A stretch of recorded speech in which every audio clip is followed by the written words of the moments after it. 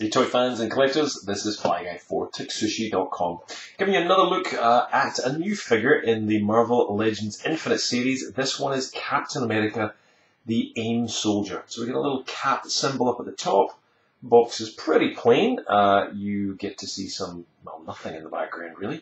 And a little bit of a shiny Marvel Legends Infinite logo. And it just says Soldiers of A.I.M because it has a couple of the figures inside it. Got my figure at DarkSideToys.com. If you want to buy it, there's a link directly underneath the video. Go in and get some, because these guys are very bizarrely popular.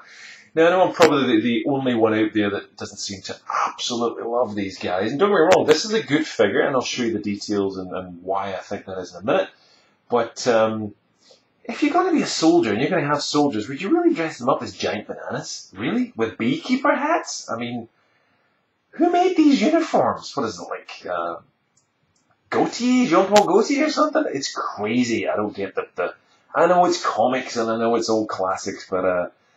well, look, again, unless if you're going to have a yellow suit and you're taking orders from some guy with a purple mask and fur on his boots, yellow boots as well, who knows.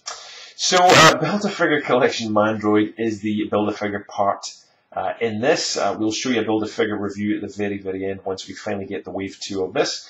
But inside this guy, you get the right arm for the Mandroid. And very quickly, we'll show you that.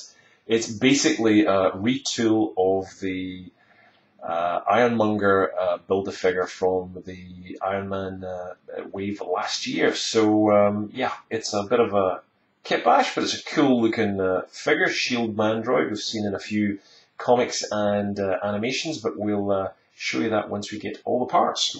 Let's get a look at the Beekeeper.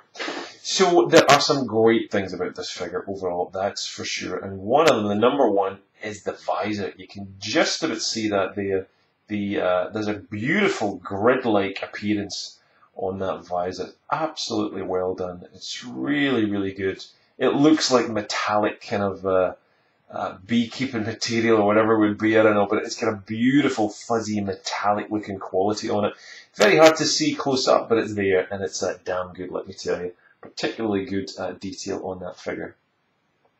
Lots of other nice little touches on his chest. You'll see those little buttons on his coat. Nice little bits and pieces of the silver touching up on the grenades and on that buckle that he's got, or the arms package around his, I want to see the right word, bandolier, that's what I was looking for. Nice little bandolier that he's got going on there. The weapons we'll get to in a minute, but even that's a nice little touch. I love that, the little buttons on the side of there, just with that little bit of silver on them. So there are some very good parts about the figure. Nice sculpting and moulding. He seems to have very unique shoes, and there's buckles on there too. Even at the top, there's a little buckle you can see up there as well. No silver on it, but it's still very nice.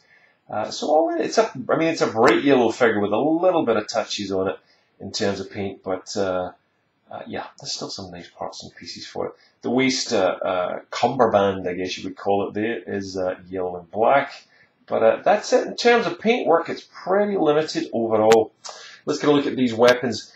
First, I thought these weapons clipped together, but no, they are separate weapons. And it's again kind of off banana yellow with a kind of a greyish colour there at the end and a black hilt on it. Let me just show you that underneath. So there's some nice detail on it. It looks the part. Strange weapon again. If you're going into battle, you'll see this thing a million miles away. The rifle itself for the soldier there again, good looking weapon as well, but again that bright kind of yellow colour. I'm not quite sure that's what the weapons would be like, but again I've never read a comic itself where there's been too many A.I.M soldiers that I could really look at the detail of their weapon, but I'd love to know if you have a good A.I.M soldier arc or story where the A.I.M soldiers are in abundance. Let me know. I mean, these guys have been around since the 1960s, basically, when A.I.M used to be them. A very bizarre kind of name back there. You can see the A.I.M print on that. And this division of Hydra has all these bad guys. Tons of these crazy people who live in the volcano, probably kind of super baddie hideaway with Captain Zemo. Or Baron Zemo, I should say, but yeah, strange outfits. Nice touches as well on the sculpt at the top. This kind of lumpy, it's a very different looking from the rest of the figure itself. You can just about make that out. And again, a strange hat. I just don't get this. Everyone's going, oh my god, I must have 10 of these. And I'm kind of like, yeah, one will do me. But nice moulding on it. The kind of wrinkles at the back of his beekeeper hat there.